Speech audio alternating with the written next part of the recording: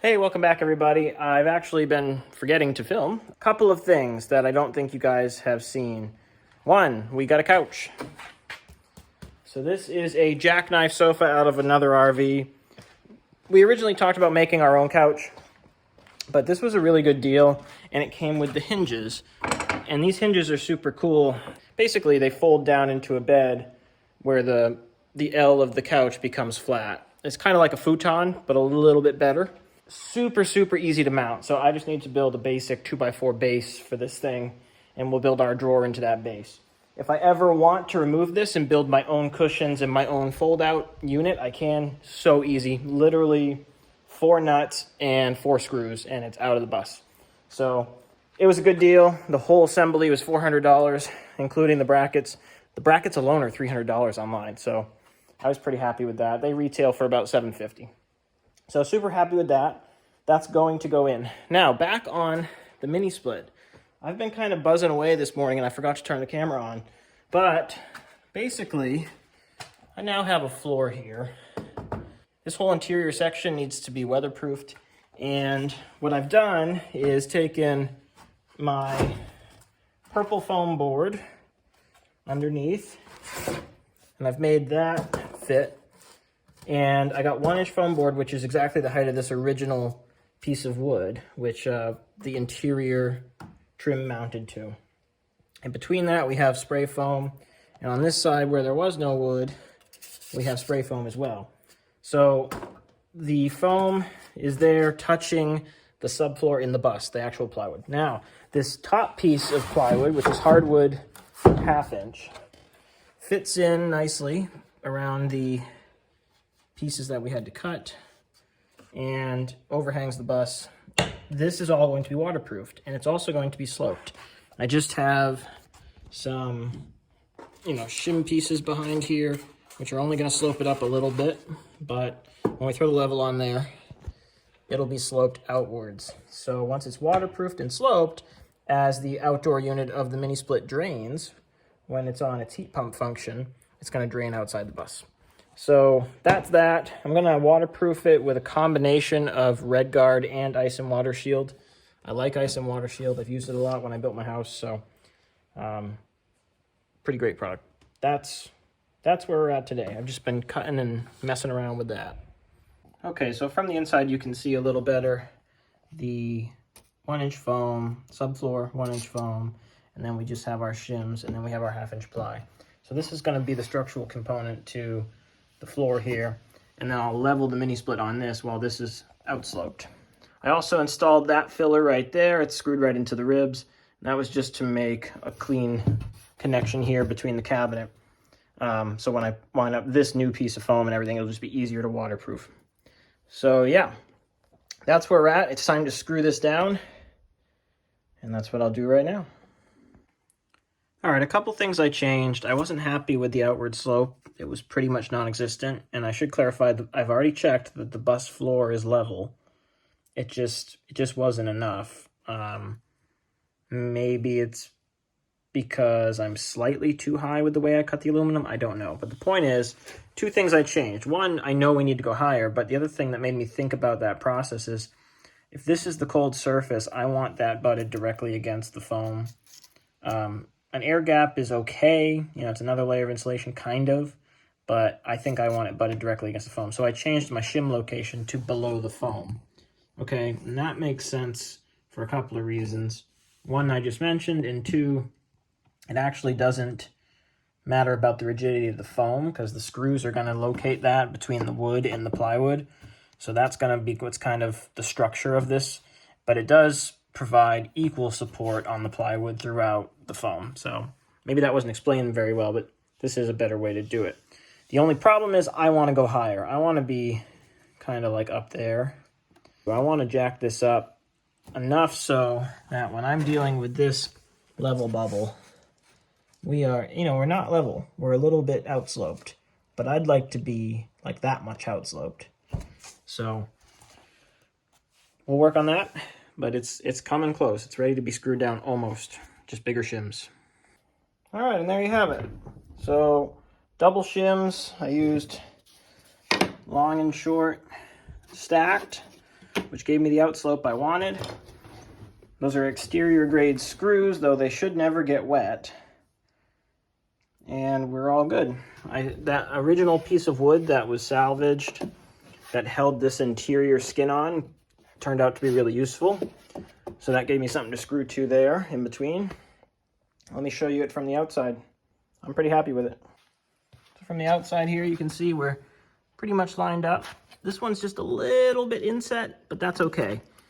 And what that's going to allow is we can have a nice piece of ice and water shield folding down, touching this aluminum, and all the water will drip right out of there.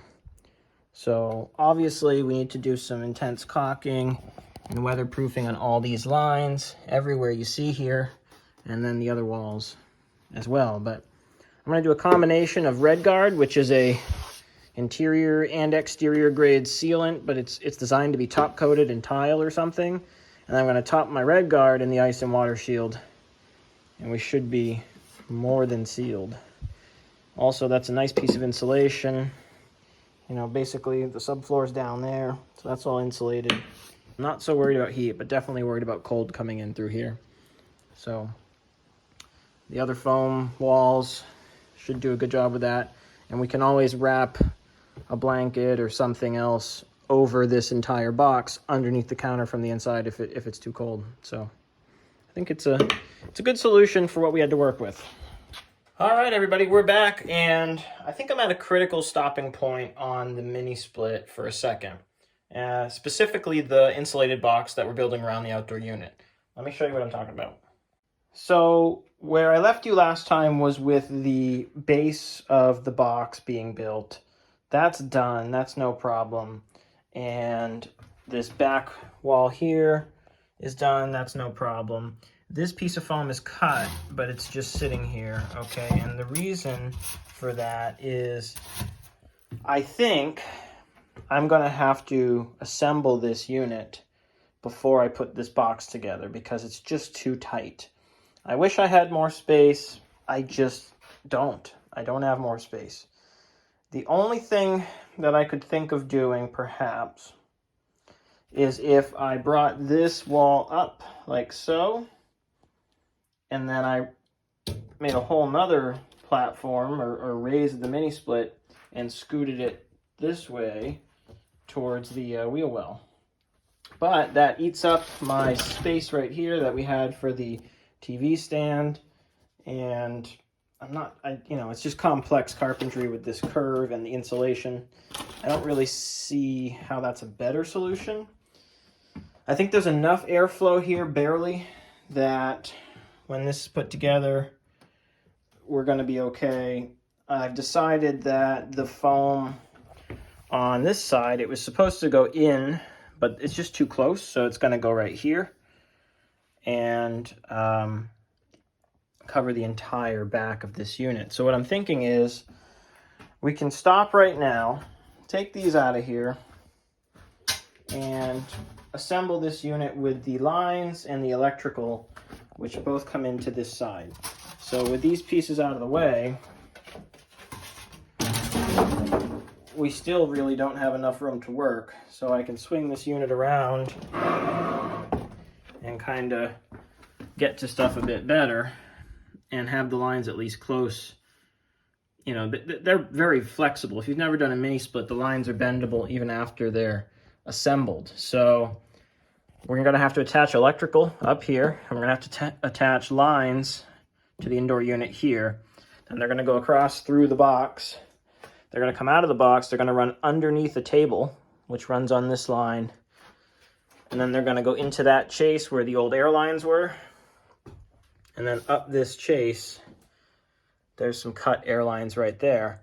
And right over to our indoor unit in this area. So I think it's time to stop building the box, unfortunately, because we need to start mounting this, which is not kind of what I expected to do today, but that's okay. So with everything, we'll take that and move on to the next. So on we go. Oh, and one last thing on the box. I have decided on the final construction method. So it's just going to be purple foam glued together, and then on the inside of the bus, I will run plywood, which is going to attach to the structure of both this cabinet and the future leg that we need to build right here to support the countertop. So the purple foam will be glued, and that'll be its own structure per se, but then glued to that will be the plywood, which really is what makes the box sturdy. This system is not designed to be serviceable because I simply can't waterproof it well. I'm sure I could if I spent a ton of time and got a little more creative, but it's just going to be too much money and it's going to be too much of a liability to have water pouring into my kitchen. So I'd rather build the thing totally watertight and sacrificial. If I do have to service the outdoor unit, we just rip it apart and build it again. Not the end of the world. Super cheap foam, super cheap plywood.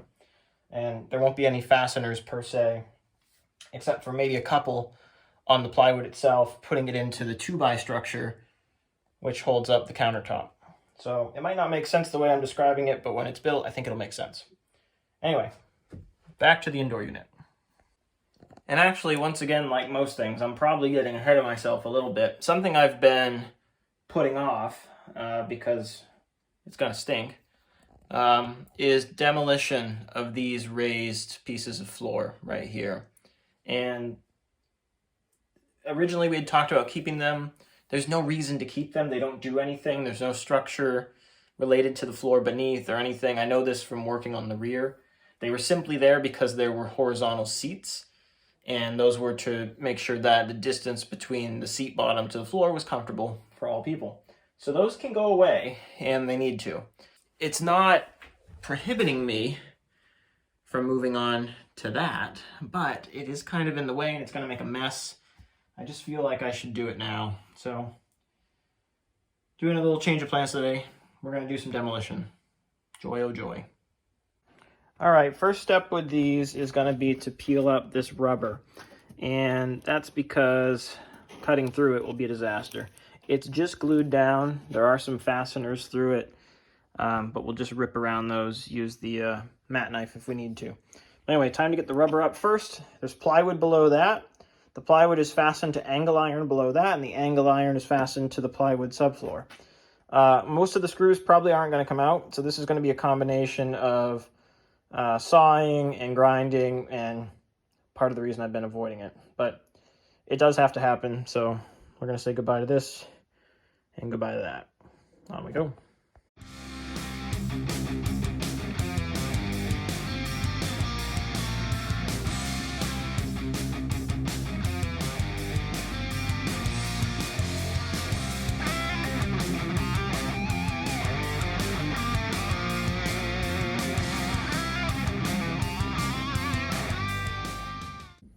Well, all right then. We got the plywood off.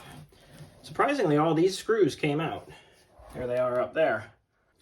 I was surprised how hard it was to get it out of here. I think it was just these, I think they're rivets.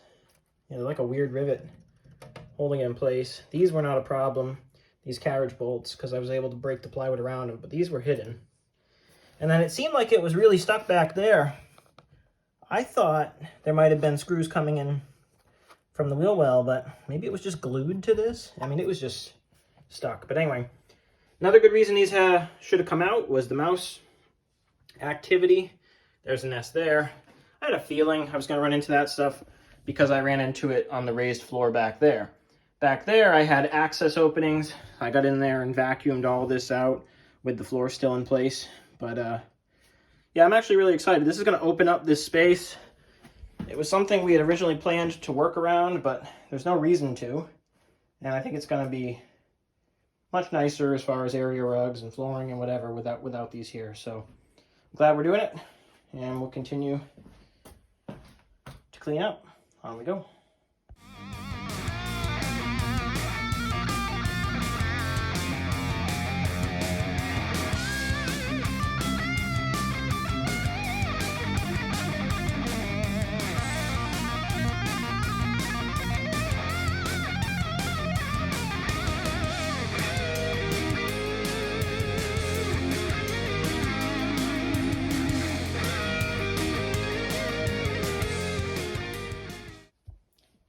All right, with it all cleaned out, I can see that these carriage bolts right here are the ones that hold down these outer metal covers.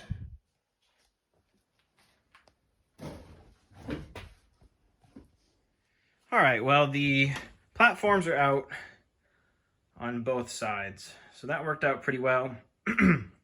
There's just 2 brackets left, that one and the same one over there, because they're held in with really, really large bolts, and I don't have the bus jacked up high enough to get to the undersides of those. But we're going to take those out as long as they're not in the air beam. At the same time, we're going to jack up the bus and take the seat out just to give us some more room to do final construction on this table. But yeah, we're well on our way with those platforms out of the way. I also cut out a couple of air lines that had been dangling. They used to go across to the air door.